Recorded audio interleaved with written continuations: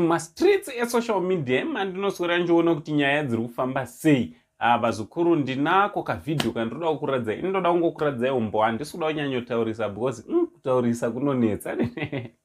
Ndoda kuti muzvinzwire mega mashoko ataurwa na officer advice yapiwa kuvarume na officer especially mumazuva 16 awo ari kuongororwa nyaya dzegender based violence. Ndichiti zvudi kwese kwamuri vazukuru vangu.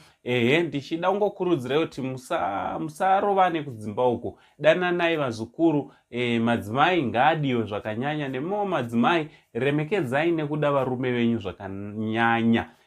So officer wane advice yavaya nayo yandoda kuti muzvinzwire mega. Imimi monyora comment section kuti munozviona sei ne advice tiri kupiwa na officer. Ngatitereka video kacho from Uncle Sam, the only Zimbabwean uncle, but is not chitichi much love. It is not phone yako nemudzimai wako handiti geza nechimwe chacho handiti kuti pasaita noise nai. Kwanzi unogeza nefoni yacho kana wana uda kusiya foni mbo geza nemudzimai handiti.